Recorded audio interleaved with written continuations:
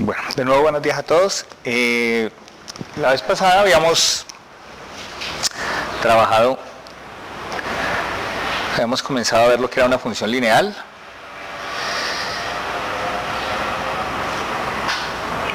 Habíamos visto algunos ejemplos de la estructura que podíamos tener con un conjunto de funciones lineales que las convertíamos en un sistema de ecuaciones. Decíamos entonces que eso era una función lineal vectorial. Veamos que las condiciones que debían cumplirse para una función lineal era pues básicamente cumplir la condición de las dos condiciones para la superposición.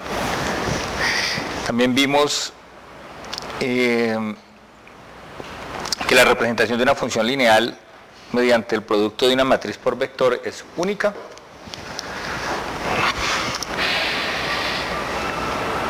Vimos también algunas interpretaciones en términos de los conceptos de acción, entrada para la variable x y salida o resultado para la variable y.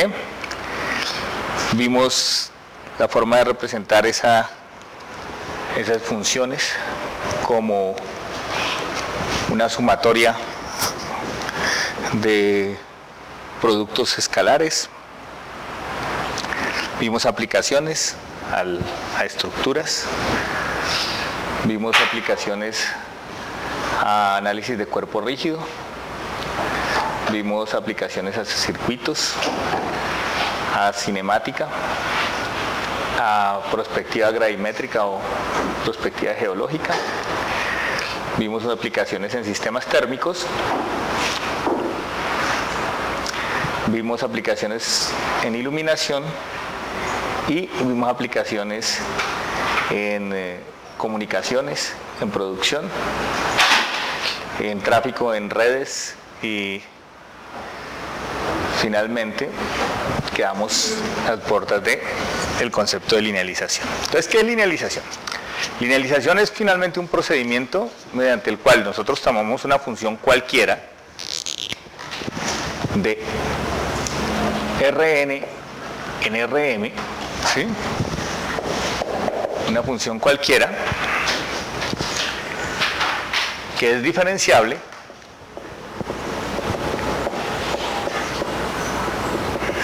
o mejor derivable,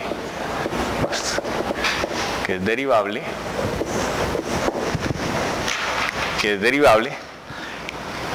y lo que decimos es que esa función en una vecindad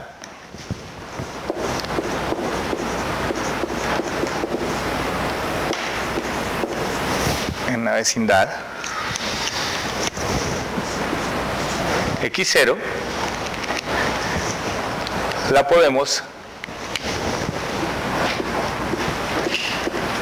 podemos aquí en un concepto aproximar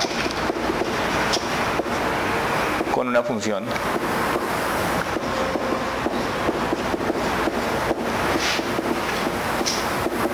lineal. Podemos aproximar con una función lineal. Entonces, ¿qué es lo que nosotros estamos diciendo? ¿Sí? Finalmente decimos que la función f de x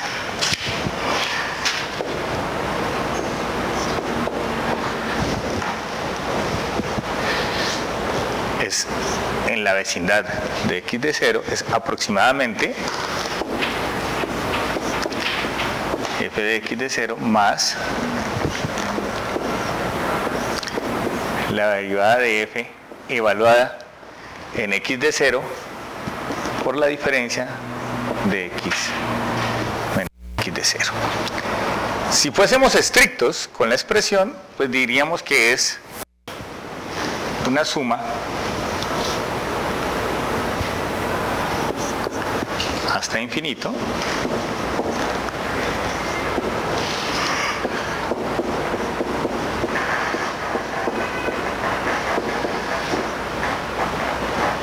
Bueno, entre comillas al cuadrado, ¿no? Si esta fuera una función escalar. ¿Sí? Si es una función estrictamente vectorial, pues tendríamos que decir que es x de 0 traspuesto más punto suspensivo. Esto no es más, ¿sí?, que la serie de Taylor, ¿cierto? La serie de Taylor. Lo que hacemos nosotros cuando hacemos la linealización es, nosotros truncamos la serie. Truncamos la serie hasta este punto. Quiere decir que nuestra aproximación es inexacta de acuerdo a los términos que haya de ahí para allá. ¿Cuán inexacta es? Pues depende de dos elementos. Depende del tamaño de la derivada, pero también depende de qué tanto nos alejemos de x de 0. ¿Sí? Depende de las dos cosas. ¿Sí?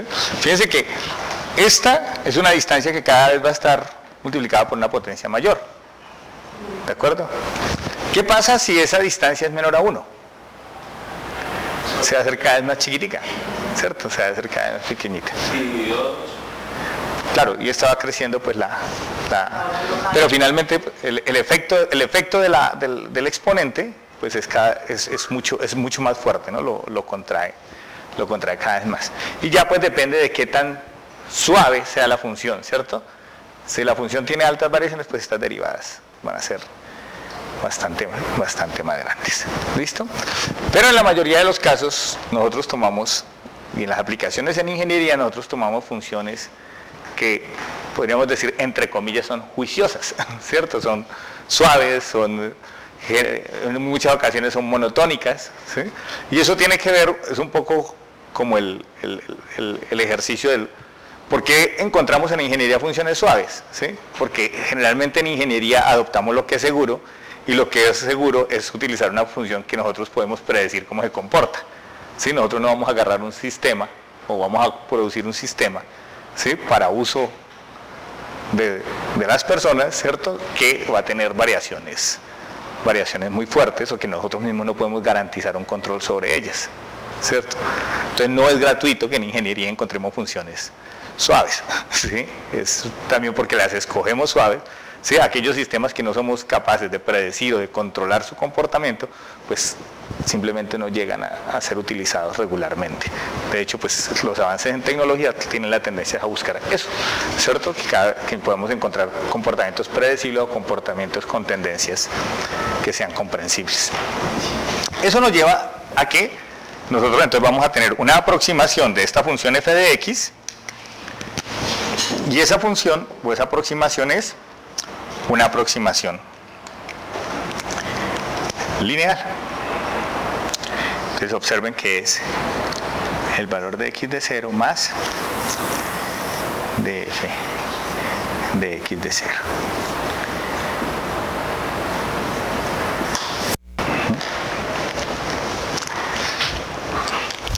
Nosotros podemos definir entonces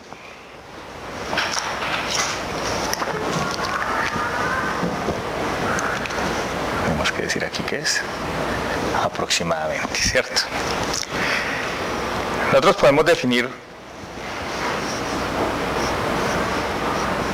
delta de y como f de x menos f de x sub 0 y como x menos x sub 0. Teniendo esa definición, entonces nosotros diremos que finalmente delta y es igual a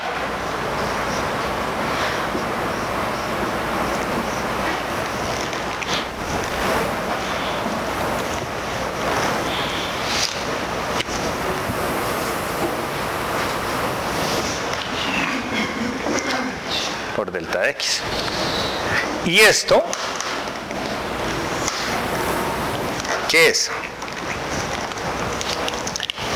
Este delta de y, como es una función, miren, de Rn en Rm, quiere decir que f de x, ¿qué dimensiones tiene?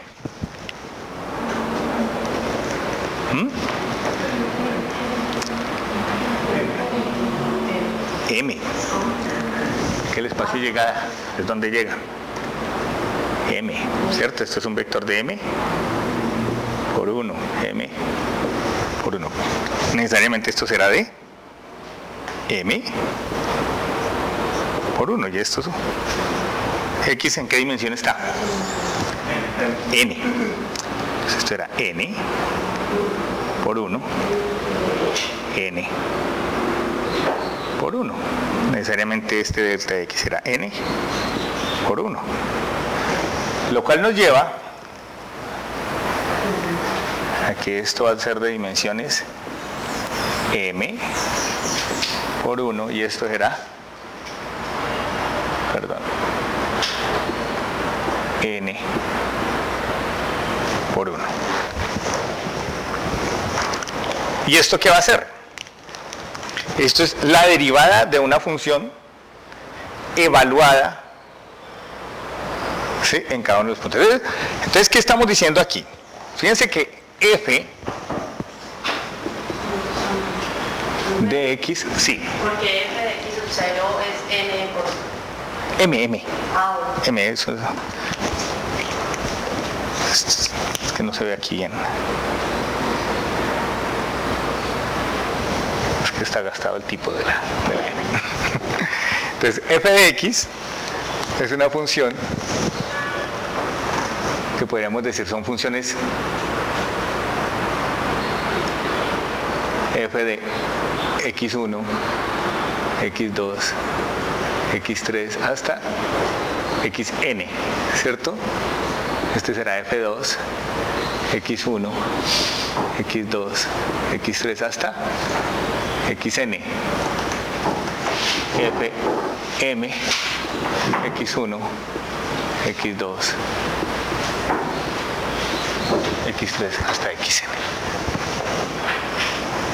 Entonces fíjense, son m funciones, ¿sí? Podemos decir que cada funcioncita de estas es una f de Rn en R, ¿cierto? Y tenemos m funciones de esas. Eso es lo que estamos diciendo cuando decimos que f de x es de Rn en R. ¿De acuerdo? Entonces cuando yo defino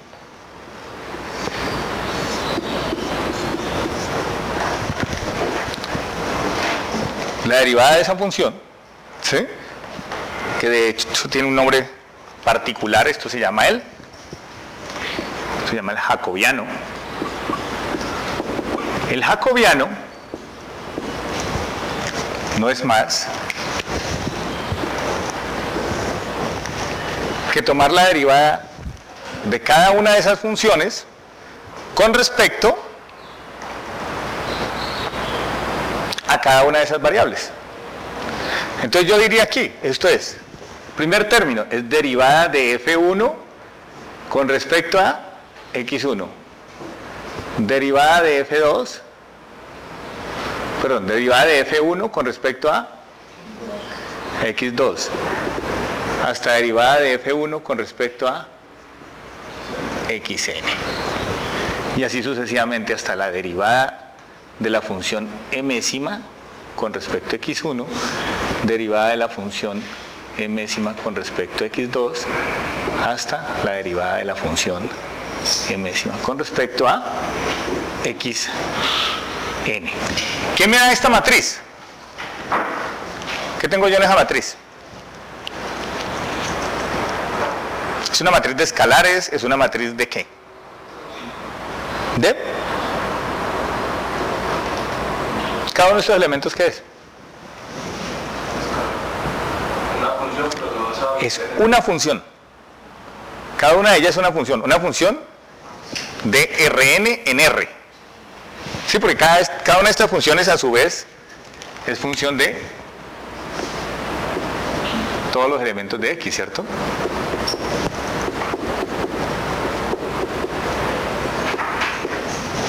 Entonces es una matriz de funciones. Lo que pasa es que cuando yo la evalúo en x0, pues cada uno de estos, como esto es una función de Rn en R, pues cada uno me va a dar un escalar, ¿cierto? Entonces finalmente con la función evaluada tengo una matriz de cuánto por cuánto, de m por n. Y entonces con la linealización lo que he hecho es agarrar mi función y convertirla a nuestra ya familiar función y es igual a x. ¿Sí?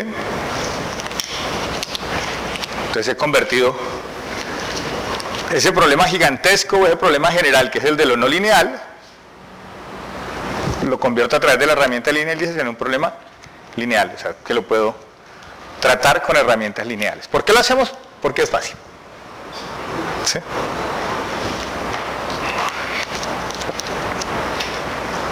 Entonces, esto recuérdenlo, porque muchas veces ya no les vamos a hablar de esto, sino que vamos a decir, el jacobiano. Entonces ustedes tienen que decir, ¿qué es el jacobiano?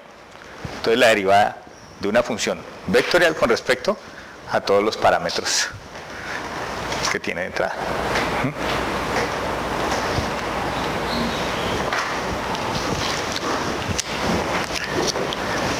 Entonces, pues, ¿cuándo funciona esto? En general para pequeñas desviaciones. ¿Qué son pequeñas desviaciones? Todas aquellas que no hagan este error grande. Entonces es el huevo y la gallina, ¿no? Ahí hay un poco de trampa, pero finalmente depende de cada caso, ¿cierto? La respuesta es, depende en cada caso.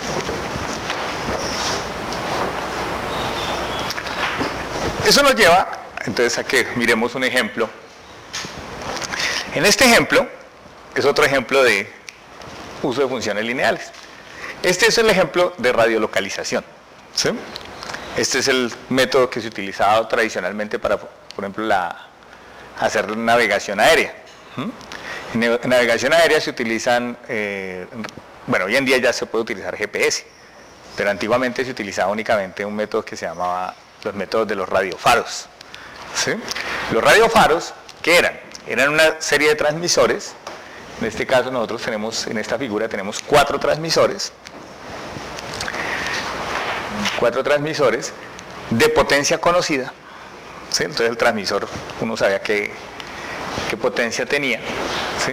Y a partir de la información de esos 4 transmisores, yo sabía cuál era la ubicación del transmisor. ¿Sí? Conocía la ubicación del transmisor. Es decir, yo conozco las coordenadas P1Q1, P2Q2, P3 y P4Q4. ¿Sí? Entonces yo conozco entonces tengo como información posición. ¿Qué otra información tengo? Tengo la potencia con la que transmite. ¿Sí? Y yo estoy viajando aquí. Yo estoy en ese punto y quiero saber dónde estoy.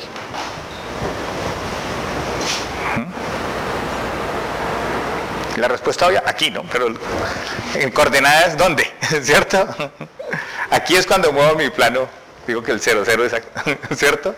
Pero en coordenadas universales, ¿dónde estoy? Es la pregunta. ¿Sí? Y la información que yo tengo es la potencia que recibo de cada uno de esos transmisores. Yo recibo de cada uno la potencia. O sea, yo sé con qué potencia transmite. ¿Sí? Antiguamente, en los primeros métodos de aviación, la gente, los pilotos cargaban pues estamos hablando en los 40, cuando comenzó a utilizar el método, los pilotos cargaban una lista. Y en la lista tenían para cada frecuencia del radiofaro y tenían en la lista la potencia con la que transmitía ese radiofaro. Sabían es tantos vatios. Y lo que tenían ellos a bordo, ¿sí? Era un radioreceptor con un batímetro. ¿Sí? Entonces, ¿qué transmitía el dial? Transmitía un tono, ¿cierto? Y el tono yo lo recibía con tantos, entonces yo tenía esa potencia, entonces yo sé cuánto recibí. Claro, entre más lejos esté, menos recibo, ¿cierto?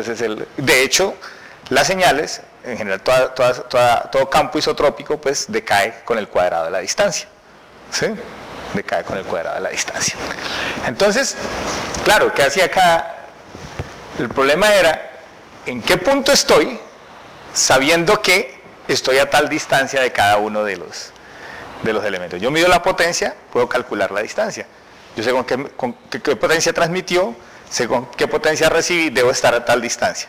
Pero estar a tal distancia, lo único que me indica a mí es que yo puedo estar, si yo recibo con cierta potencia este transmisor, yo puedo estar en cualquier punto de este círculo. O sea, yo puedo estar en cualquier parte, aquí. Entonces hasta ahí lo único que he resuelto es que estoy. Cuando yo agarro el segundo faro, Entonces este segundo faro digo, bueno, ¿a qué distancia estoy? Y nuevamente trazo otro círculo. Hago con este, trazo otro círculo, y hago con ese y trazo otro círculo. Si yo tuviera la medición exacta, ¿cuántos círculos necesito?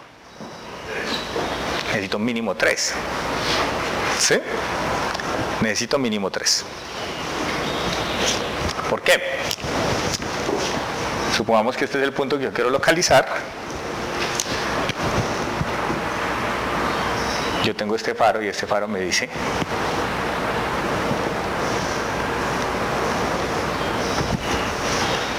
que estoy a una distancia determinada. ¿Cierto? Yo tengo aquí otro faro.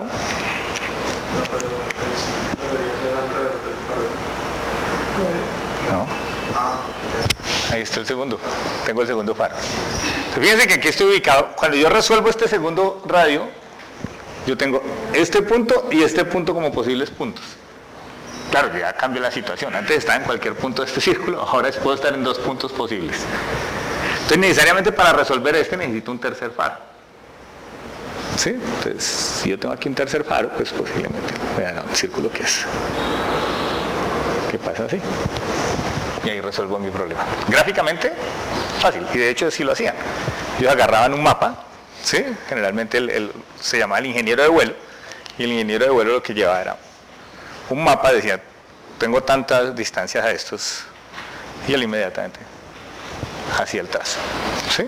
Posteriormente, ya se comenzaron a programar las frecuencias. ¿Sí? Entonces ya traían los, ya se llaman VORs. Entonces ya los VORs ya hacían el mismo tipo de transmisión, pero usted ya podía codificarlos. Entonces ya usted sabía que cada frecuencia traía, digamos, las tablas se metieron ya se comenzaron a utilizar a bordo. ¿Sí? Entonces ya no tocaba consultar el librito, sino que ya él directamente me decía está a tantos kilómetros. Pero todavía me daba las mediciones, entonces todavía tocaba sacar un compás, trazar, ¿sí? Y decir más o menos estamos aquí, porque el otro problema es que esa señal, la potencia que llega, depende de las condiciones atmosféricas. ¿Cierto? Una cosa es un día seco, otra cosa es un día lluvioso. ¿Sí? Entonces se sabía que más o menos estaba. Y imagínense que la condición más seria es cuando hay un día lluvioso o cuando estoy muy lejos por ejemplo, de la costa, ¿cierto? Cuando no tengo una costa que ver, tengo que saber dónde estoy. Bueno, entonces ese es nuestro problema. Entonces queremos conocer esta posición, conocemos las coordenadas de los faros y tenemos una medición de distancia a cada uno de ellos. ¿Listo?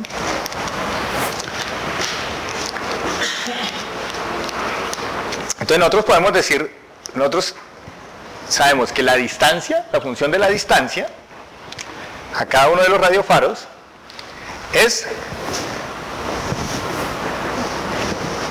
una función no lineal. ¿Sí? Sí, esa es la fórmula simple de distancia. Coordenadas del faro contra coordenadas del móvil.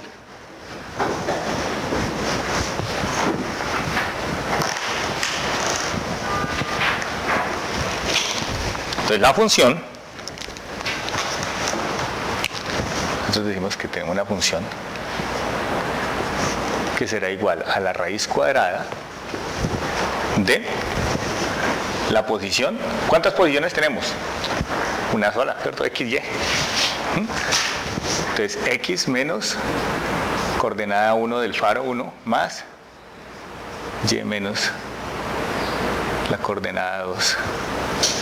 Están en minúsculas. La coordenada 2 del faro 2. ¿Sí? Entonces, fíjense que esta es una función, la función que nosotros tenemos aquí es de qué en qué.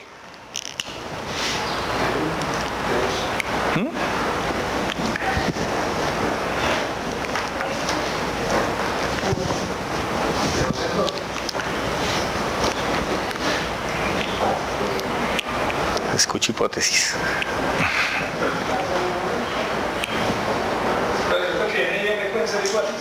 Sí. Puede ser uno mayor que el otro, o sea, pueden ser uno mayor que el otro. Eso ya determina el tipo de problema que uno tiene, ¿cierto? Pero ¿cuántas entradas tiene esta función y cuántas salidas tiene esta función? Tiene 3 entradas, eran 3 o 4 puntos. Tiene, hay, Faros. los faros son 4. Y da una posición. No, porque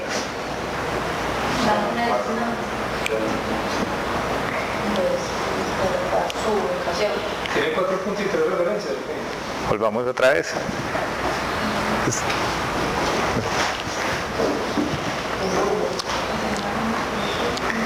¿Yo qué mido? Sí, la distancia. Sí, que pues está proporcional. Yo mido, ¿cuántas potencias mido? 4. ¿Y de qué dependen las potencias? De la ubicación. De la ubicación. ¿Y cuántas ubicaciones puedo tener? Una descrita por 2 coordenadas. ¿Sí? O sea, este problema, si yo me muevo aquí, la función varía. O sea, ¿cuál es el dominio de esta función? R2, el plano, ¿cierto? Es la posición XY. ¿Sí? Yo voy de esta posición XY a las mediciones de potencia, a las 4 mediciones de potencia. O sea, es una función de R2 en R4. ¿Sí? Y de hecho, pues si escribiéramos la función, f sería entonces raíz cuadrada de x menos p1 al cuadrado más y menos q1 al cuadrado raíz cuadrada de x menos p sub 2 al cuadrado más y menos q sub 2 al cuadrado raíz cuadrada de x.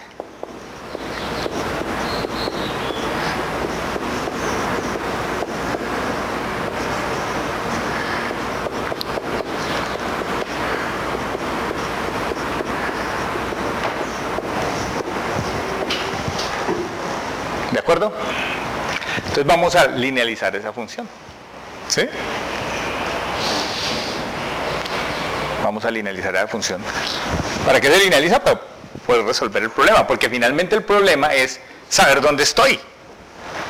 ¿Cierto? Mi problema es saber dónde estoy. A mí me interesa no estas potencias, sino me interesa X y Y. ¿Sí? Entonces tengo que encontrar alguna manera de devolverme, ¿cierto? De resolver el problema. Entonces, en este caso, ¿qué tenemos que hacer? Si nosotros calculamos el jacobiano de f, en este caso será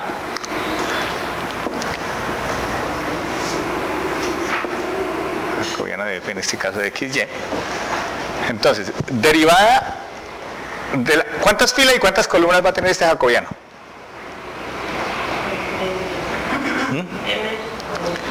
Entonces va a tener 4 filas, 2 columnas, ¿cierto?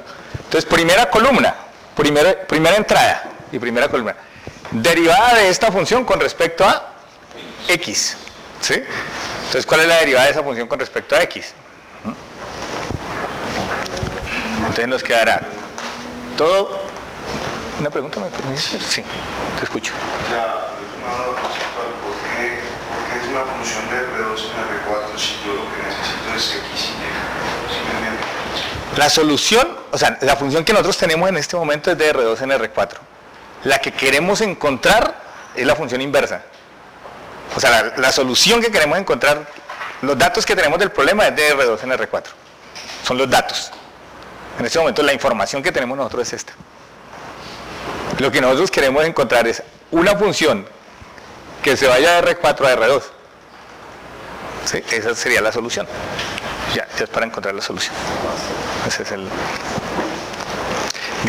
una gran mayoría de los problemas, esto es lo que se llama el problema directo y el otro se llama el problema inverso. ¿Sí? El problema directo es cómo con la información que nosotros tenemos, ¿sí?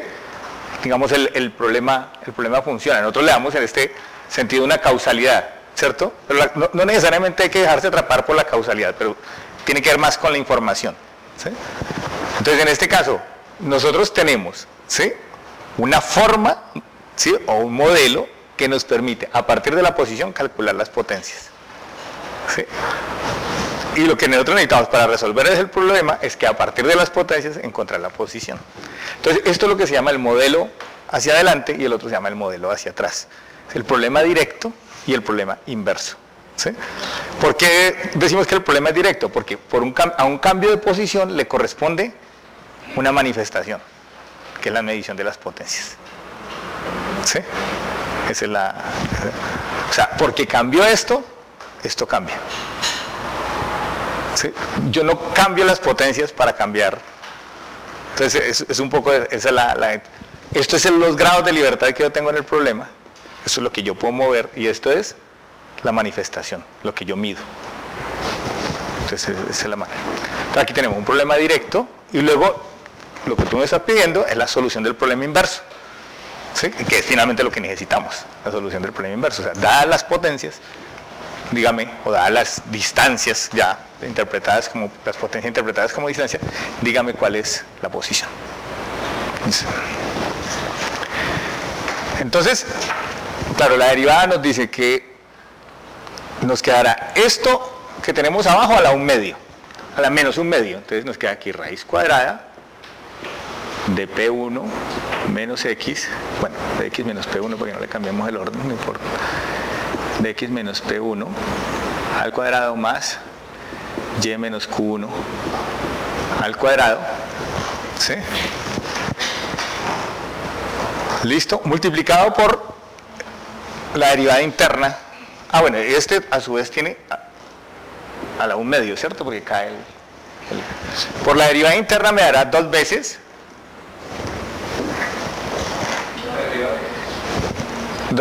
X menos P1. Por la derivada interna de X menos P1 nos da 1. ¿Sí? Entonces finalmente este cae.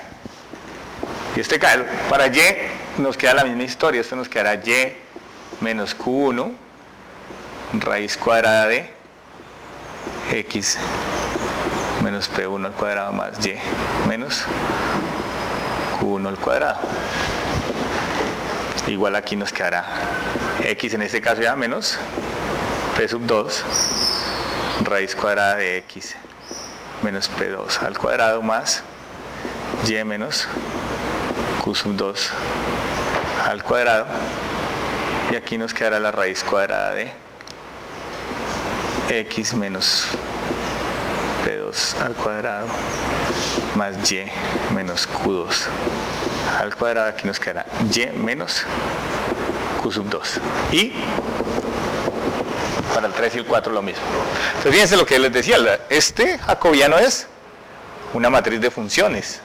Claro, si yo ya evalúo la función en un punto determinado, ¿sí?, entonces, claro, estos se me van a volver escalares, porque ya tengo los valores, o sea, P y Q son fijos para todos, y voy a tener un valor propuesto para X y Y, y eso me da una matriz. Con la cual finalmente mi problema va a quedar como la derivada de Y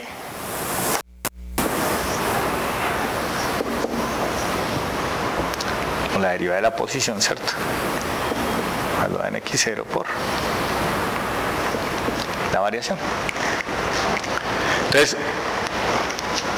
normalmente lo que comenzamos a hacer es colocamos una posición que consideramos la posición inicial, ¿sí?, y comenzamos a iterar. ¿Cómo? Calculando inversas o en este caso pseudoinversas. Pues vamos a ver qué son las inversas o las pseudoinversas. ¿Sí? Entonces esa es la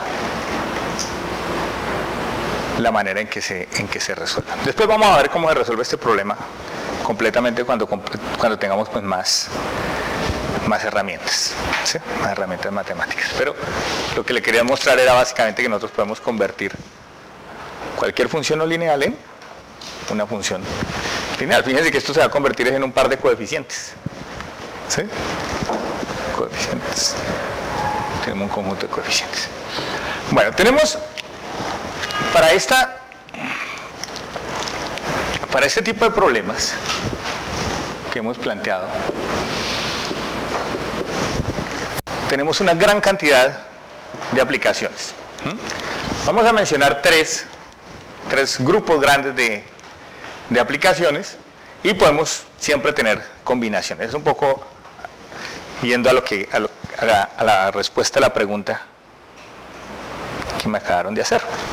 Entonces, un primer tipo de problema que nosotros podemos tener es el problema de estimación o inversión, que es muy parecido a esto, ¿cierto? Entonces nosotros tenemos unas mediciones, ¿sí?, que están en Y, unas mediciones o lecturas de sensores que son conocidas, y nosotros queremos estimar unos parámetros o una función, ¿cierto?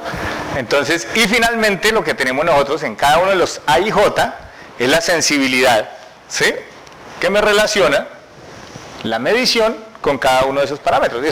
Fíjense que esto es eso, es la sensibilidad que tengo yo de cada uno, de cada medición con respecto a los cambios que tiene la variable, la posición en X o la posición en Y. Eso es lo que nosotros tenemos. Entonces, claro, nosotros podemos decir, calculen mi posición dado estos valores. Ese es digamos, el problema base.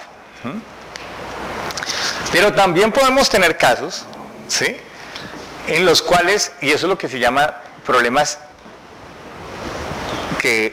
inversos que no tienen solución única, ¿sí?, y es encuentre todos los X que me dan una medición dada.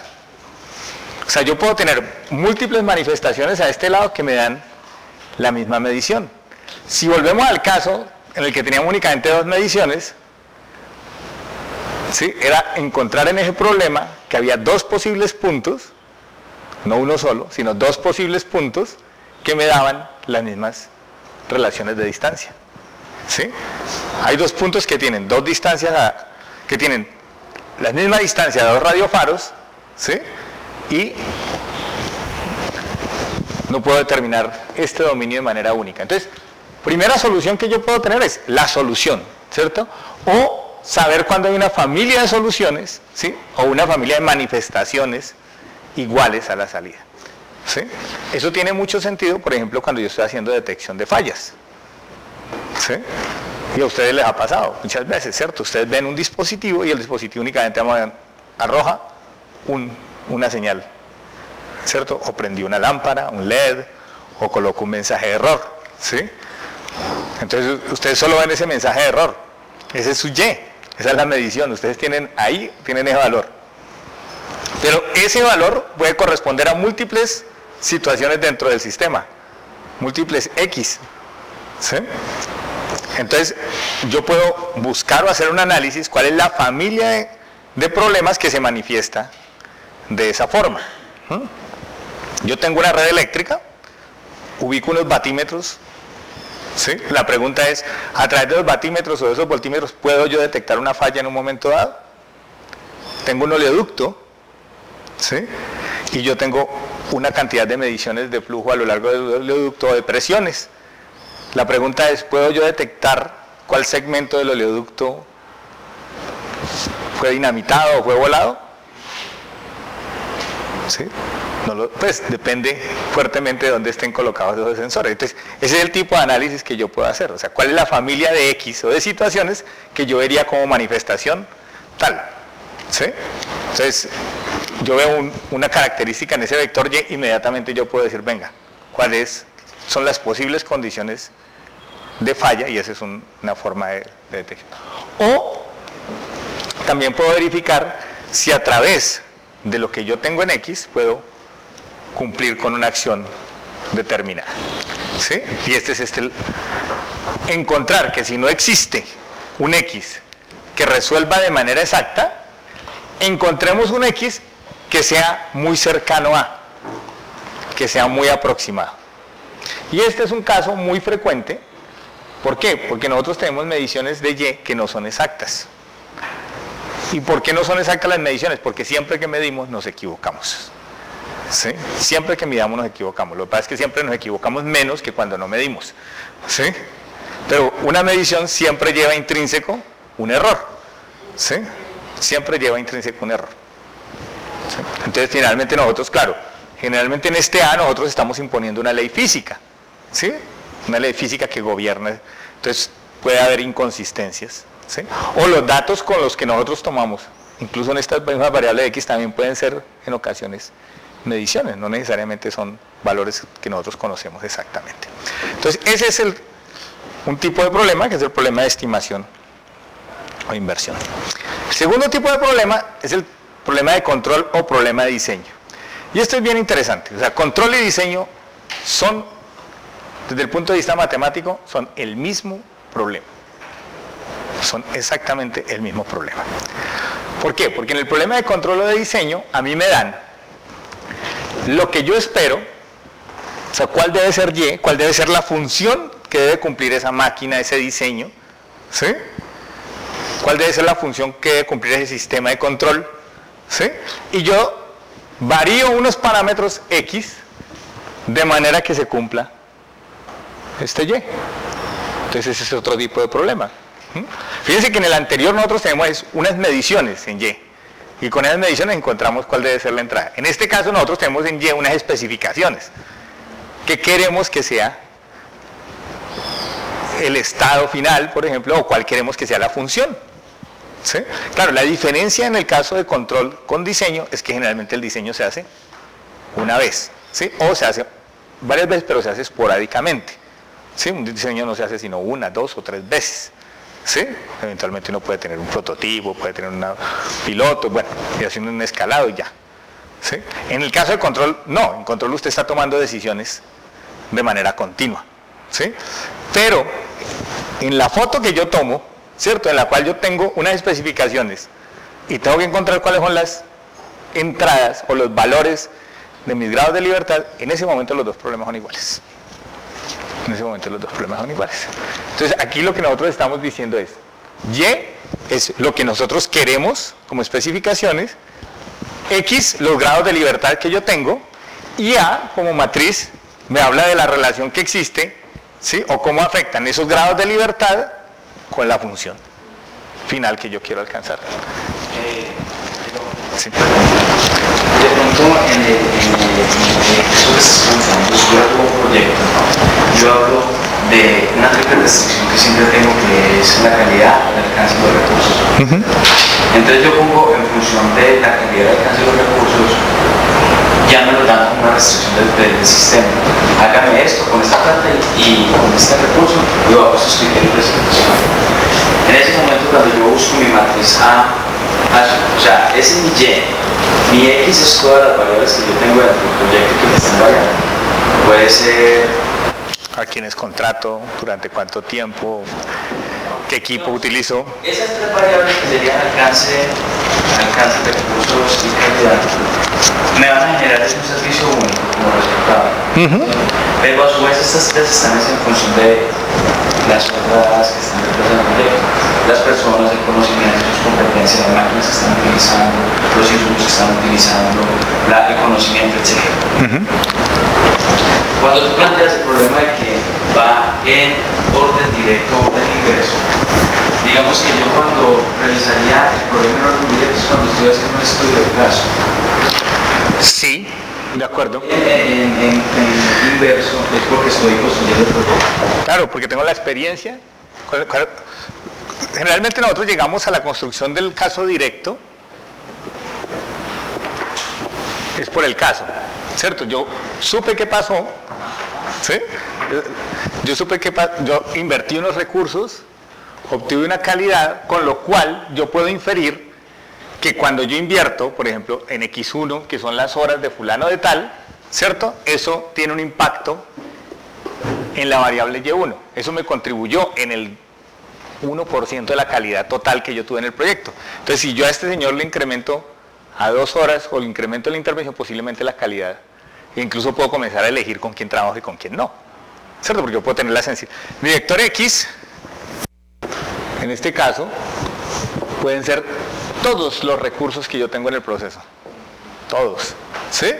Entonces, este puede ser las horas de dedicación de una persona, de otra,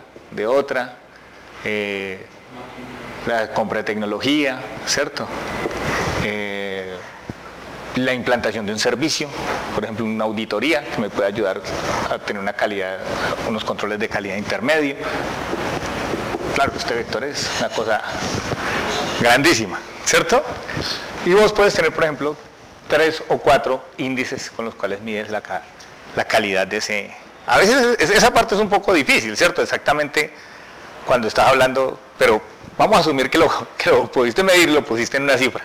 Puede ser una calificación final, pero no importa. Entonces, en ese primer proceso, te han dicho, me dice 3 índices. Claro, esto puede ser una matriz muy grande, ¿cierto? Entonces, esto es Rn, donde n, vamos a poner algo, una cifra, voy a poner, digamos 100, ¿cierto? Es una cosa.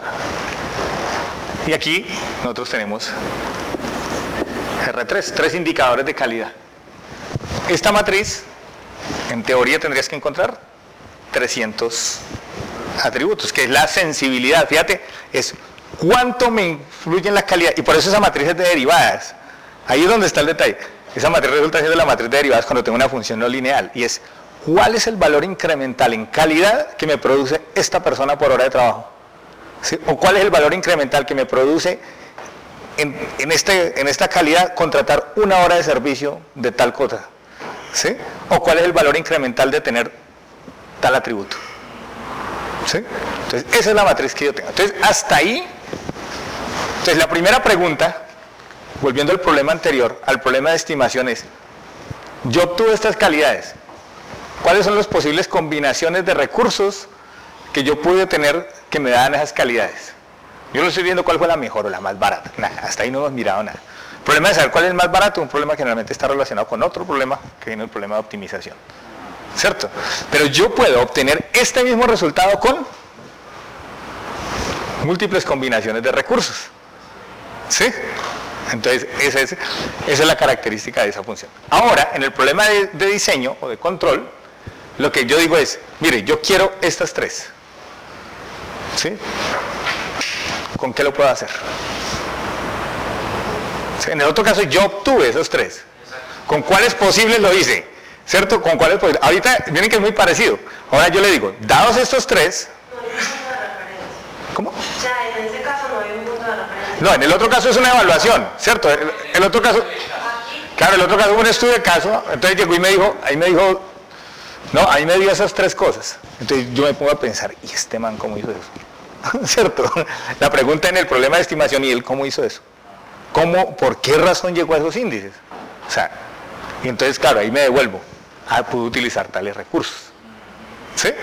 Bueno, hasta ahí el problema es relativamente incompleto porque faltan una cantidad, otras restricciones, ¿no? El problema se ve mucho más completo cuando uno lo mira en optimización, que lo cierra completamente. Pero hasta ahí está relativamente. Entonces yo me pongo a pensar, y en el problema de estimaciones yo encuentro cuáles fueron los posibles, ¿sí?, valores de estas combinaciones. Fíjense que el problema de estimación es más o menos complicado en la medida en que este vector sea más o menos grande. Si yo aquí tuviera únicamente 3 variables, pues yo casi que me podría decir: mire, por estas 3 yo encuentro las 3 que hay. Pero una vez este vector comienza a crecer de las 3 dimensiones, yo comienzo a tener dificultades, ¿sí? Otra puede ser, usted tiene únicamente 2 variables y 3 mediciones, ¿sí? Entonces yo puedo decir: venga, si es posible obtener esto a partir de únicamente esos 2 grados de libertad que él tiene, o cómo lo obtuvo, cuáles fueron esos 2. Ese es otro problema. Puede ser, si usted únicamente tiene 2, entonces yo trato de encontrar, mire, este contrató a este por tantas horas y aquí 2 por tantas horas, y así fue que obtuve ese resultado. O es imposible, también puedo decirlo, pero puedo encontrar también cuál es el resultado más cercano posible, que es lo que me dice por este último caso que tengo aquí. O sea, usted me manda su medición pero usted se equivocó al mandarme este dato. En esa medición es inexacta. Entonces yo encuentro cuál es la combinación de X1 y X2 más cercanos a este valor. Sí, de pronto cuando hicieron un estudio de caso o algo proyectivo era precisamente por eso, porque no parto de que tengo los resultados y en otro fijo los resultados para lograr. Absolutamente. Entonces, este es ya ese problema inverso. Entonces yo digo, tengo esto que deseo obtener, ¿cuál debe ser la combinación de los grados de libertad o de la entrada? Tengo una máquina que quiero que tenga este desempeño, ¿sí? ¿Qué combinación le tengo que dar aquí? Por ejemplo, estoy diseñando un automóvil, ¿sí? Yo quiero una aceleración determinada en ese vehículo, quiero una capacidad de frenado, ¿sí? Que puede tener ese vehículo, y puedo querer tener una amortiguación, ¿sí? Es decir, una variación en el eso es lo que yo quiero tener. ¿Qué combinación debo tener aquí? Y por ejemplo puedo elegir el tamaño del motor, ¿sí? La eficiencia de los frenos, ¿sí? La eficiencia de la amortiguación, y a partir de eso encontrar cuál es el carro que me llenaría con esas condiciones. Hay relaciones muy directas, ¿cierto? Pero podría ir incluso a condiciones de diseño más primitivas, ¿cierto? Entonces, por ejemplo, tengo cuál es el tamaño de la cilindrada, ¿sí? Y cuál es el tipo de inyección que utilizo. El tamaño de la cilindrada pues me indica la potencia, ¿y cuál es entonces esos son los elementos. ¿Cuál es la masa del vehículo? ¿Cuánto puedo transportar? ¿Sí? Esos son elementos que puedo colocar allá. Entonces voy eligiendo lo que tengo a este lado. Entonces yo puedo tener, el problema es encontrar esa solución, ¿sí? Encontrar todas las soluciones, o sea, toda la familia de soluciones, ese es este segundo caso, es decir, encontrar todos los diseños que cumplen con las especificaciones, ¿sí? O también puedo encontrar cuál es el diseño más pequeño, entre comillas más pequeño, es decir, el que tiene menos recursos, o sea, con este vector X más reducido, que cumple con la especificación, que generalmente es lo que terminamos nosotros buscando. Cuando vemos que el problema tiene múltiples soluciones, que tenemos más grados de libertad, entonces encontremos la forma más económica de hacer la tarea, ¿sí? Yo puedo ir de un punto A a un punto B utilizando diversos modos de transporte, ¿sí? Y yo quiero viajar de la manera más económica de A a B, ¿sí? Entonces elijo, puedo elegir diversas combinaciones y encontrar la más barata, ¿sí? Lo que hacemos es un problema que resolvemos con mucha frecuencia, ¿sí? Porque podemos tener muchas combinaciones de los elementos. Y por último, un tercer tipo de problema es el problema de mapeo o de transformación. Entonces, finalmente, pues una función es eso, ¿no? Un mapeo o una transformación en el cual nosotros mapeamos X y mapeamos a una función Y. Entonces, la primera pregunta que surge es determinar si el X, si existe un X que se pueda mapear. Es lo mismo que encontrar una solución, ¿cierto? Dado un Y, tratar de encontrar un X. Si es posible hallar cuál es X, se mapean a Y, encontrar cuáles son esos y averiguar si existe únicamente un X que mapea Y, ¿sí? Es decir, yo tengo una condición y encontrar si esa condición medida es única. Si esa señal de error se da para una única falla, ¿sí? Si ese tipo de medición que yo tengo se da para un solo tipo de condición. Entonces, nosotros en ese sentido estamos, para el sistema eléctrico, por ejemplo, estamos resolviendo un problema. Nosotros tenemos unos estimadores y nosotros tomamos unas mediciones de la subestación.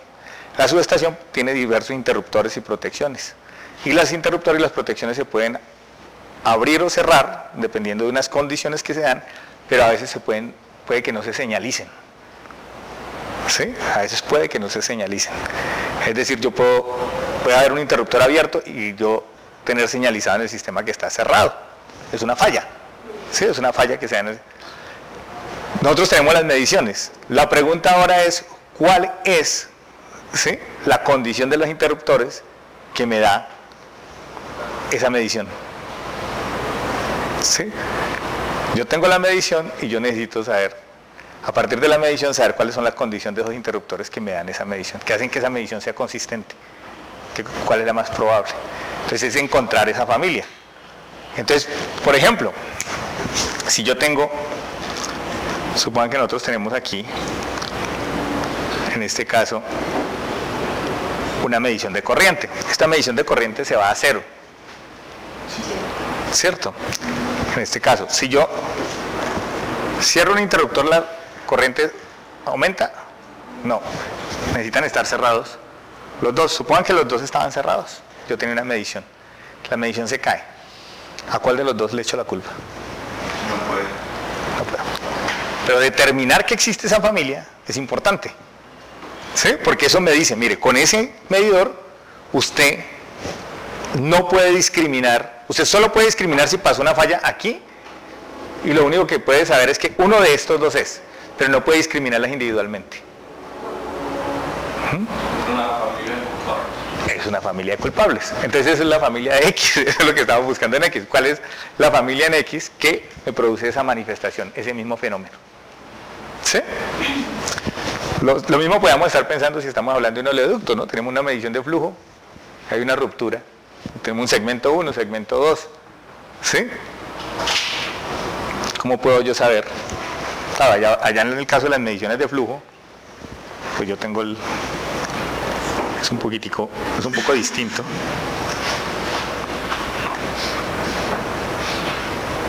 F1 y F2. Supongamos que el flujo va en esa dirección. ¿Sí? Si yo tengo flujo en 1, yo garantizo que hay flujo hasta aquí, ¿cierto? Si hay una ruptura aquí, flujo en 1 puede haber, ¿sí? Pero en 2 no debería haber. ¿Sí? Entonces ya ahí puedo comenzar a discriminar en qué lugares, ¿sí? Y eso lo utilizo entonces para hacer ese tipo de elementos de detección de falla. ¿Sí? Hay otras situaciones que son un poquito más complejas, y es si yo estoy, por ejemplo, midiendo tráfico y yo quiero saber el tráfico en un segmento de la ciudad, ¿es suficiente que yo mida a la entrada de la avenida y a la salida de la avenida, o necesito medir en cada una de las intersecciones? Entonces esa son otra forma en la cual yo puedo saber si la función, si yo puedo discriminar o puedo resolver, ¿cierto?, finalmente el problema de estimar cada una de las variables de flujo. ¿Te escucho? Bueno, esa es otra forma ese es otro problema, ¿cierto? En ese otro problema, ¿uno qué hace? Usted tiene una propuesta de modelo, ¿cierto? Generalmente, estas variables tienen un cierto nivel de consistencia, ¿sí? O sea, yo puedo resolver parte del problema. Nosotros tenemos, vamos a suponer que A, estos son dos familias grandes de vectores. Esto es A1 y esto es A2, X1 y X2. ¿Cómo puedo yo detectar? Para yo detectar una falla en un instrumento, yo tengo que tener redundancia en la medición. Es fundamental. Pero la otra pregunta que hay es, ¿cuál es el que está fallando? ¿Sí? Es como cuando usted le pregunta a dos expertos y cada uno le da una respuesta distinta. Entonces, ¿cuál es el, ¿sí? ¿Cuál es el que está en lo cierto? ¿Sí? Lo mismo, ¿cierto? Usted cuando pone un medidor, usted está contratando un experto en medir esa variable, ¿cierto? Y ahora la cuestión está en que cada uno le da una medida distinta. Entonces, lo que usted tiene es que aprovechar la redundancia. Entonces, en esa redundancia, generalmente yo puedo tener unas variables aquí que están medidas, ¿cierto? Aquí yo puedo tener también variables que sean medidas. Esto es medida y esto es estimado.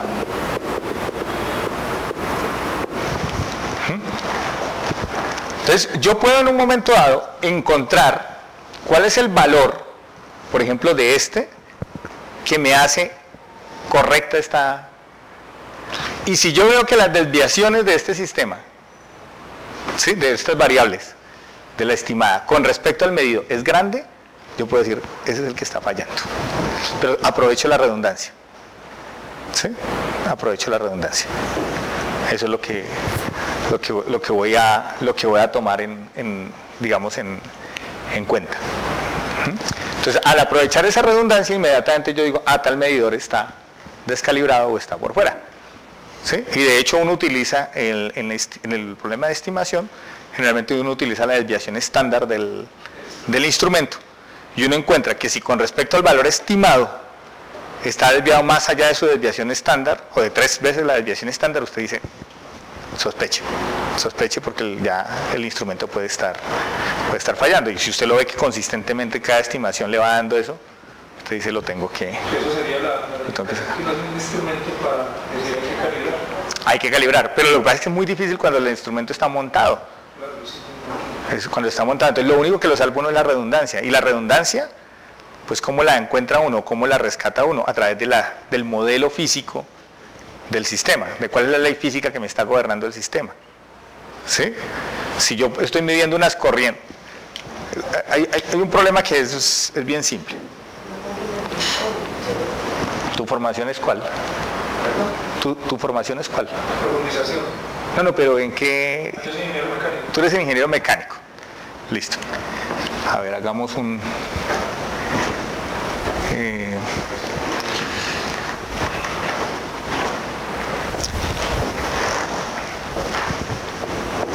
un modelito bien sencillo.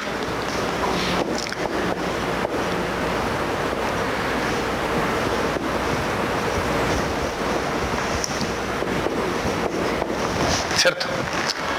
Suponga que yo tengo un dinamómetro, ¿cierto?, para medir la fuerza que estoy aplicando.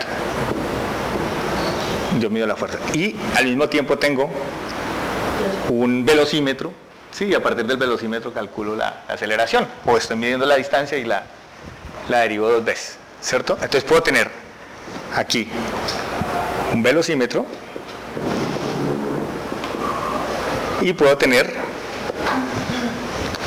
un odómetro. Son 2 medidores. ¿Cómo detecto yo en un experimento que alguno de los 3 está mal?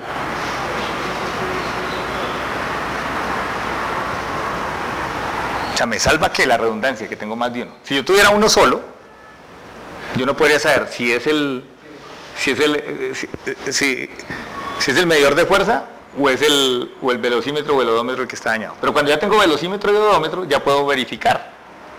¿Por qué? Porque ya yo digo, ¿cierto?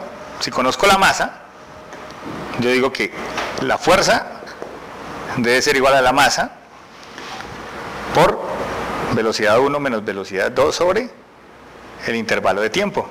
Y ahí tengo un modelito, ¿cierto? O que la fuerza es igual a la masa por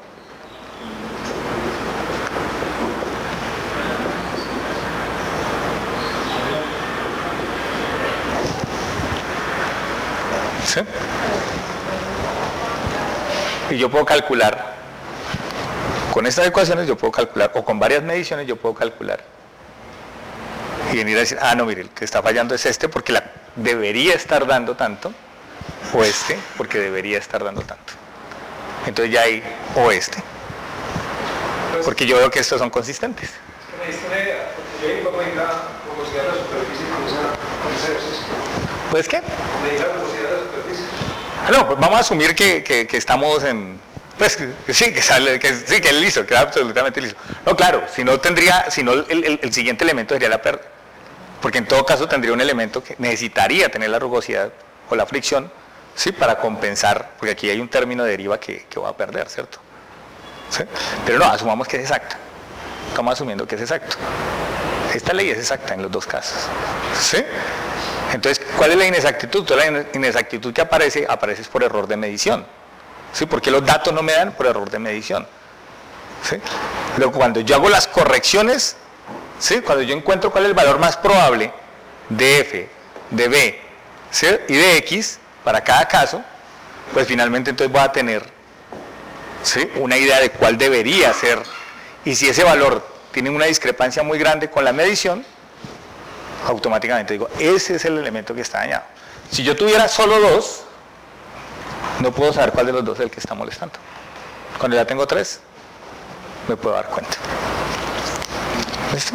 Entonces cuando existe redundancia puedo hacer eso. Cuando no existe redundancia, bueno.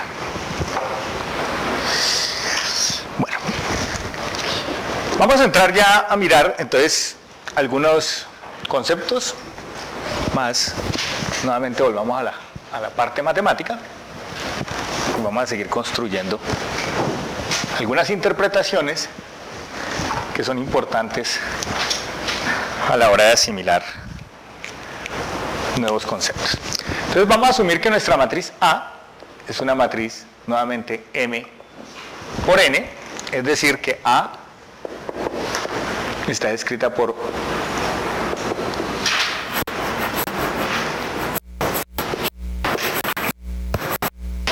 hasta A sub N.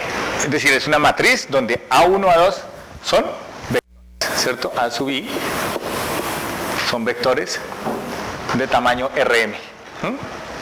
1, 2, N vectores de tamaño M. Eso es lo que tenemos. Entonces nosotros habíamos dicho que nuestro producto lo podemos escribir de la siguiente forma, ¿sí? Y, recordemos que entonces esto nos quedará A1, A2, A3, AN, multiplicado por un vector que tiene componentes x1, x2 hasta xn. Hay que aclarar que x y son escalares, ¿sí? Son escalares. Entonces, ese producto finalmente va a ser, miren, este que multiplica aquí, ¿no? Entonces quedará A1 por el escalar x1, ¿sí? O mejor, ahí siempre se pone el escalar antes del vector, nos quedará x1 A1 más x2 A2 más puntos suspensivos xn a n. Entonces, ¿qué podemos decir aquí? Nosotros podemos decir que Y es una combinación lineal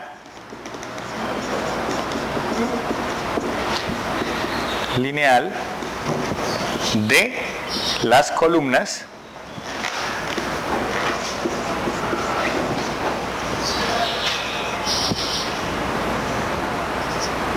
de A, o de los vectores columna de A. Es decir, y aquí comienza a dar información que es importante, el vector que yo obtengo en Y solo puede ser una combinación lineal de los vectores que hay en las columnas de A. Punto, eso es lo que, porque el resultado es este, miren. Vector 1 multiplicado por un escalar, vector 2 multiplicado por un escalar hasta vector n, eso es una combinación lineal. ¿Sí? Y fíjense que Y solamente puede ser eso. O sea, no puede salir de otra parte. Tiene que ser necesariamente venir de eso.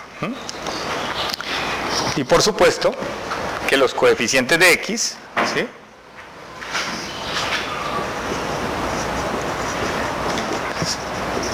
de X son los que llamamos a veces pesos de la combinación lineal. Entonces esa es la primera interpretación. De hecho, muchas veces decimos que cualquier vector puede ser expresado como combinación lineal. Y con frecuencia utilizamos ¿cuáles vectores? Los vectores directores. Decimos que E1 es 1, 0, todo 0, ¿cierto? E2 es 0, 1, y así sucesivamente, ¿cierto? Entonces si yo tengo, por ejemplo, el SUN que es 0, 0, 2 y 1 en la última. Entonces si yo tengo un vector cualquiera, X, entonces va a ser X1 por E1 más X2 por E2 más XN por EN. ¿Sí? Un ejemplo, si tenemos el vector X igual a 3, 1, 2, es lo mismo que decir 3 veces más una vez más 2 veces. ¿De acuerdo? ¿Listo? Entonces, cualquier vector se puede expresar como una combinación lineal o combinación lineal de cualquier otro conjunto de vectores. Otra interpretación, ya visto en términos de las filas de A, ya no de las columnas, sino de las filas. Bueno, para los efectos de este curso siempre los vectores van a ser verticales, ¿sí? Por esa razón entonces ahora nuestra matriz A, para hablar de sus filas vamos a decir que la fila 1, le vamos a colocar este gorrito, ¿sí? El vector, esa es la fila 1, ¿cierto? Esta es la fila 2. ¿Y cuántas filas tiene? ¿Cuántas filas tiene la matriz? N. Y entonces aquí podemos tener otra interpretación. Entonces en esta interpretación, nuestro Y igual a X, ¿a qué va a ser igual? Va a ser igual a 1 transpuesto por el vector X, a 2 transpuesto por el vector X hasta a M transpuesto por el vector X. ¿Qué es esto?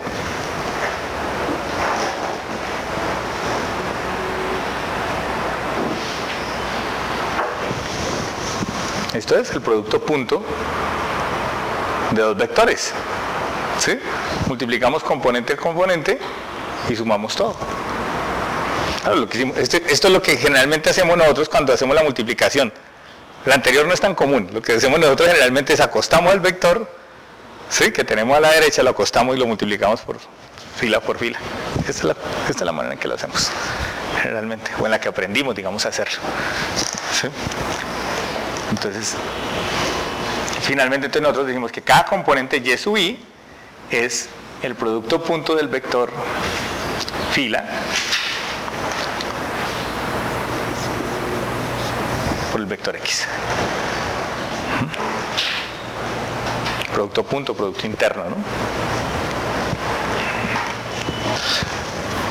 Una interpretación geométrica de lo que es el producto punto es que cada uno de estos, o sea, cada una de estas filas es una función lineal de Rn en 1, de Rn en R, mejor dicho, de Rn en R. En este caso tenemos, el dominio lo tenemos en R2, ¿sí?, y la imagen la tenemos en R. Claro, aquí la imagen no es muy evidente, pero en realidad, si nosotros tuviéramos la imagen sería un plano que hace esto.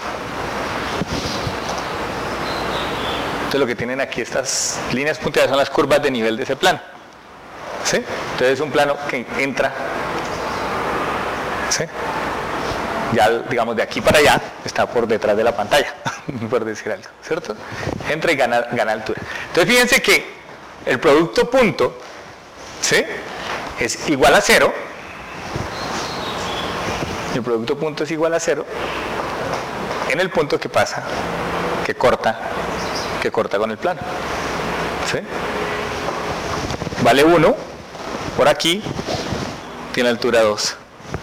por aquí. ¿Sí? Esa es la interpretación.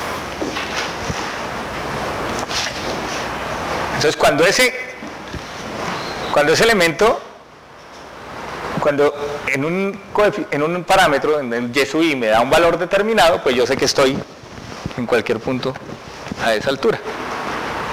¿Sí? Estoy en cualquier punto a esa altura. Eso es lo que estamos viendo.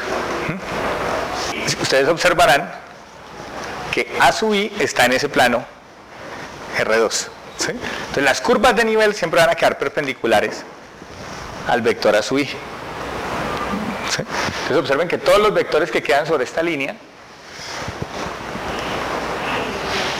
son perpendiculares. Y estos me dan 0. Pero los que quedan específicamente sobre esto,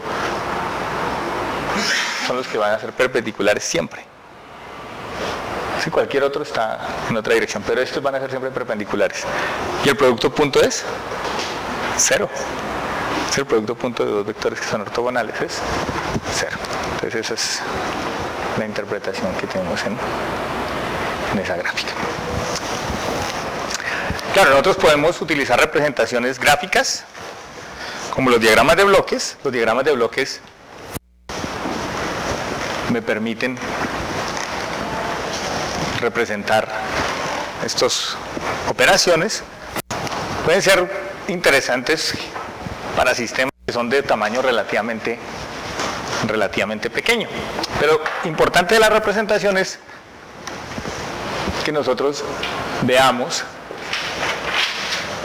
los coeficientes de la matriz A con el concepto de ganancia.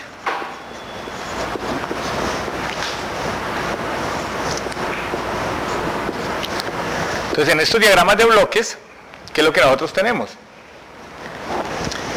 Miren, yo digo, en Y1, el impacto sobre Y1 de la variable X1 está mediado por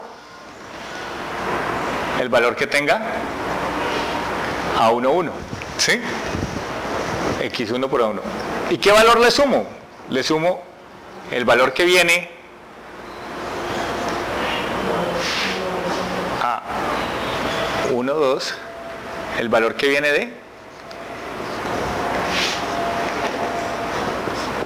de X2. De la misma forma, X2 tiene impacto sobre Y2 con A22.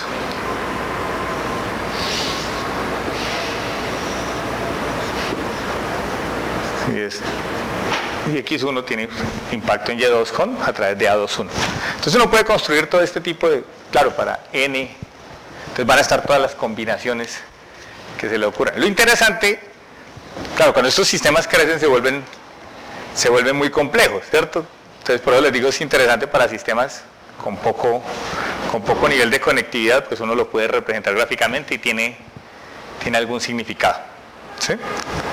Entonces, algunas veces lo hace uno a nivel de bloques, ¿sí? Por ejemplo, si este bloque fuera 0, entonces pues uno sabría que aquí no existe esta conexión y uno dice, miren, las variables, si este bloque valiera 0, entonces uno diría, entonces A21 vale 0, y quiere decir que la variable Y1 está influenciada por X1 y X2, en tanto que la variable Y2 solo está influenciada por X2. Entonces esa es la información que puede uno obtener de ese tipo de grafos. Ese es el ejemplo que está aquí, ¿no? Ese que tenemos.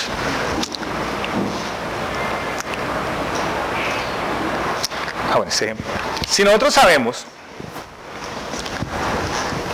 que, como lo hemos dicho, la operación de multiplicar el vector por una matriz es una función, ¿cierto? Entonces nosotros hemos dicho que f, hemos dicho que es f de Rn en Rm,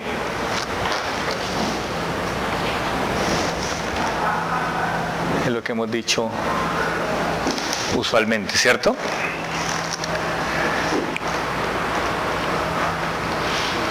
Y nosotros tenemos una función g, que en este caso, perdón, este es de Rn en Rm, si está bien. Y tenemos una función de Rp en Rn, pues siempre podemos hacer una composición, ¿cierto? O sea, siempre podemos, nosotros hacíamos una composición que decíamos es f, si teníamos una función que era z igual a g de y, y teníamos que y es igual a f de x. Para hacer una composición decíamos que z era igual a g composición f de x. ¿De acuerdo? Entonces finalmente nosotros podemos ver esto. No, ¿perdón? ¿Qué? No, estoy saliendo por... ¿No sería f en función de f? No, es g en función de f, por la forma en que está escrita aquí. Pero si f me manda n. Sí, es que estoy saliendo por m. ¿Sí? Estoy saliendo por m. Y aquí estoy... Ah, bueno, aquí, sí, aquí como está escrita, sí, tienes razón, aquí sería f y g. Sí. Para que tuviera correspondencia con este, sí, tienes toda la razón.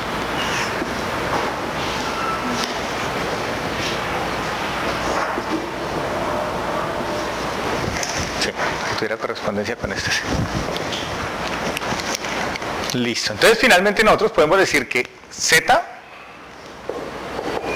que es f de y, sería, por ejemplo, puede ser a por y. Y decimos que y puede ser b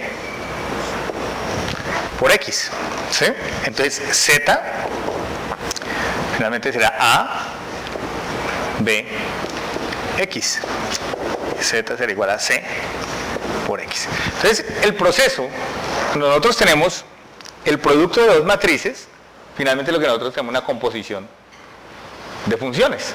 ¿Sí? Yo, ¿qué estoy haciendo? Estoy evaluando esta función y la estoy reemplazando aquí. Entonces, esa es la interpretación que nosotros tenemos. Y decimos entonces que cada coeficiente c sub i j de esa multiplicación será igual a la sumatoria desde k igual 1 hasta n de los a sub i k b sub kj. Y eso es que es equivalente a hacer el producto de esas dos matrices. O sea, estos c sub i j son cada uno de los coeficientes de C.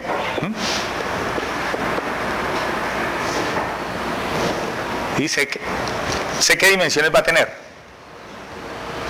Entonces, A, hemos dicho que tiene dimensiones M por N. ¿Sí? B tiene dimensiones N por P. Entonces esto será M por N, N por P, las dimensiones eran M por P. ¿Sí? Entonces,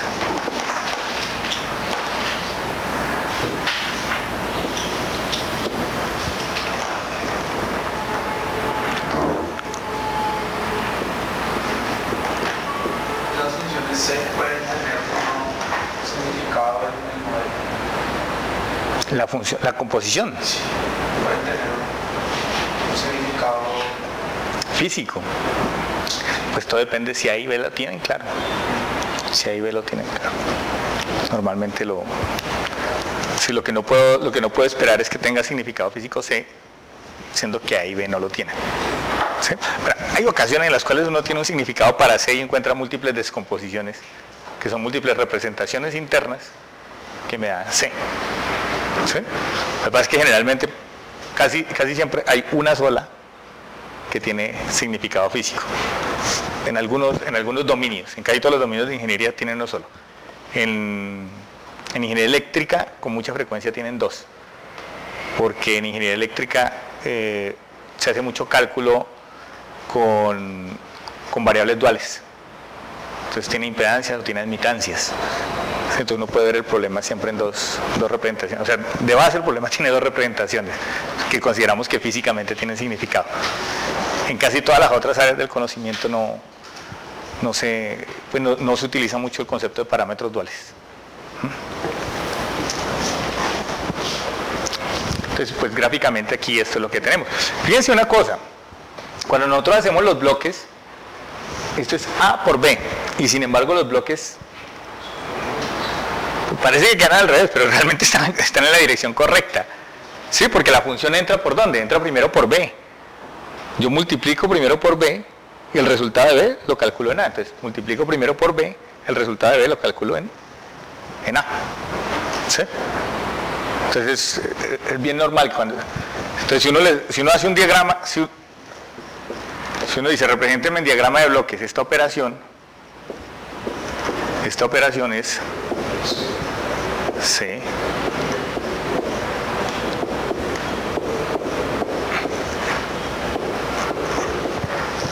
¿de acuerdo? Ese es el orden en el que entra. Esto es bien importante, o sea, nosotros estamos tradicionalmente, quienes han trabajado diagramas de bloques los han trabajado con escalares. Entonces con escalares realmente ese orden a uno no le importaba, ¿sí? Pero cuando yo tengo matrices importa, porque el producto de las matrices no es conmutativo. Entonces eso es bien importante. Bueno, nosotros podemos ver varias interpretaciones de ese producto, ¿sí?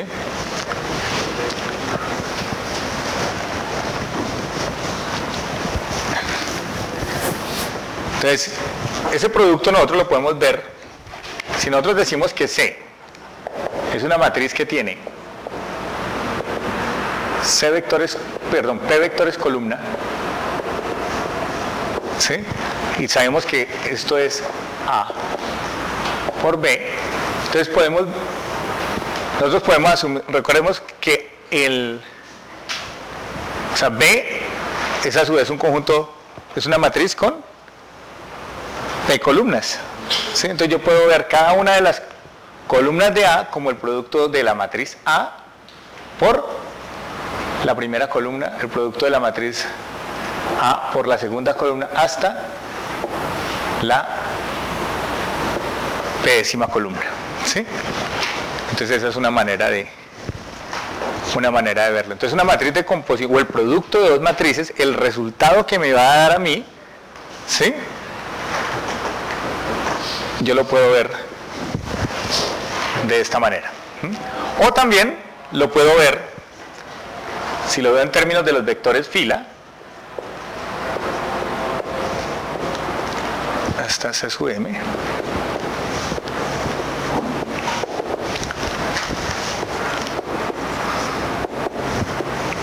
Y si lo mirara por filas, entonces yo podría decir que es que multiplica la matriz B A2, que multiplica hasta A sub M.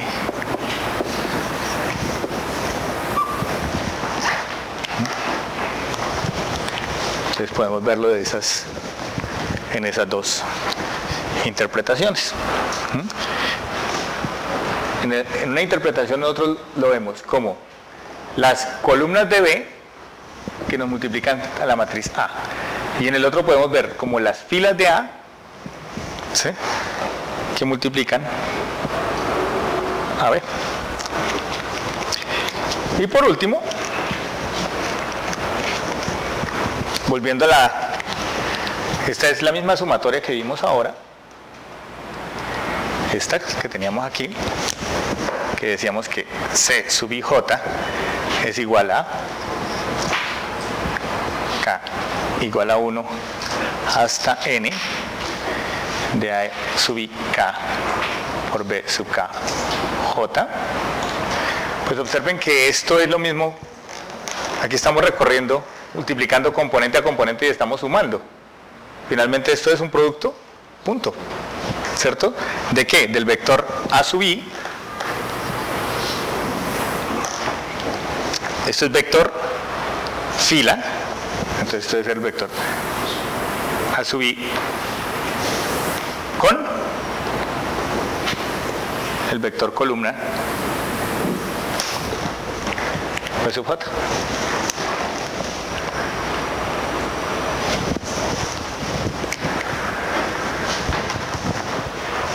Y es lo que tenemos ahí.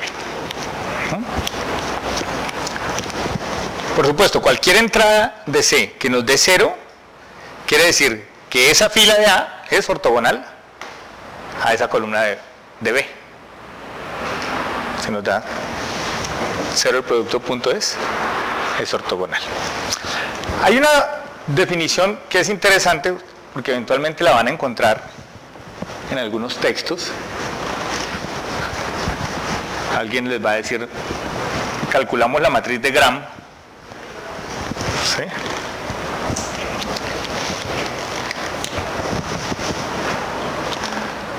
¿Qué es la matriz de Gram?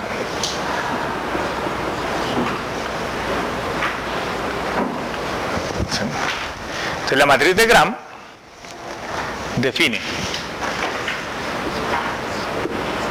cada una de sus entradas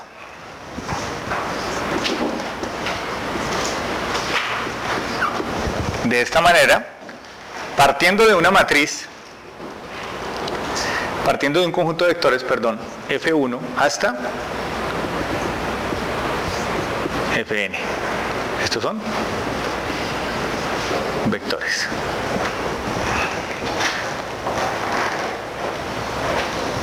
Entonces nosotros podemos ver a G como la matriz formada por esos vectores traspuesta por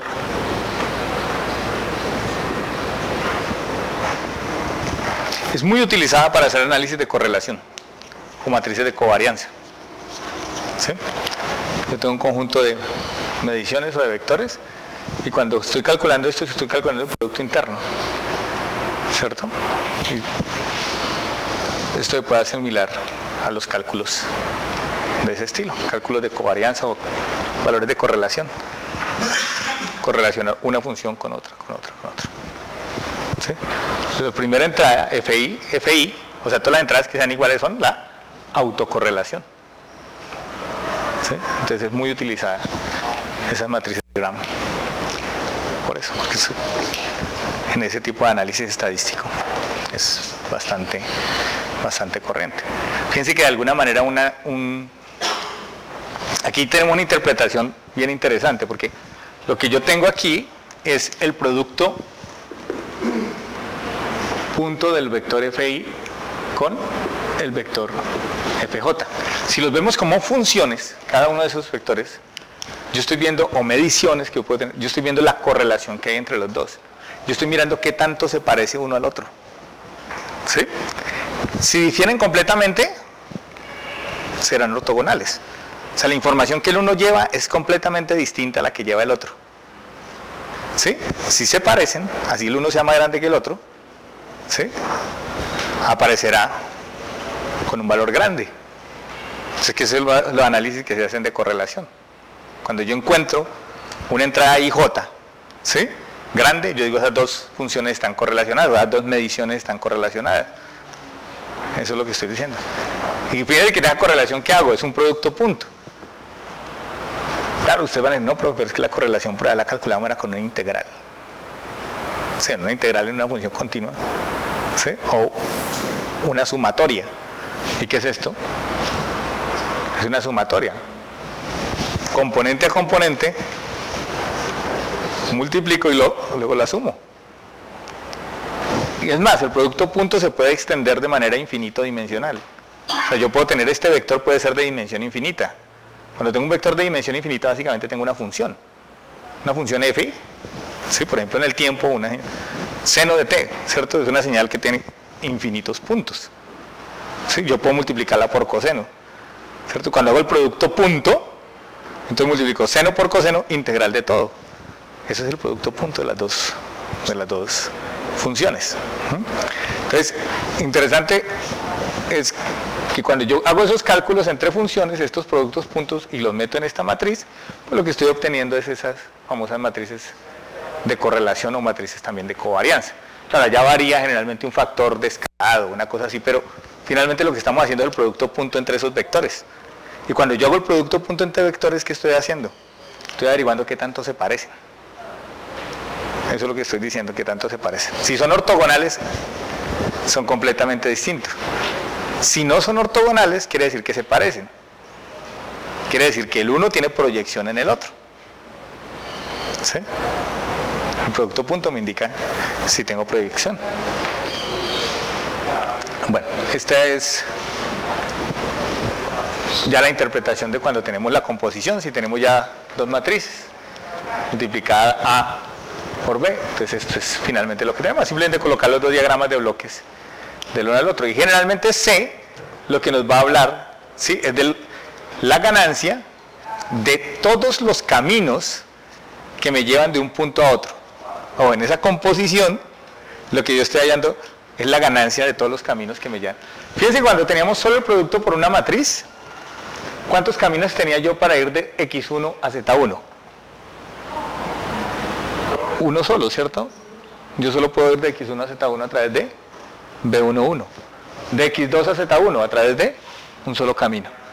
Cuando yo tengo una composición, fíjense que yo tengo múltiples caminos, ¿sí? ¿Cómo puedo ir yo de X1 a Y2? Puedo irme por aquí o me puedo ir por aquí, ¿sí?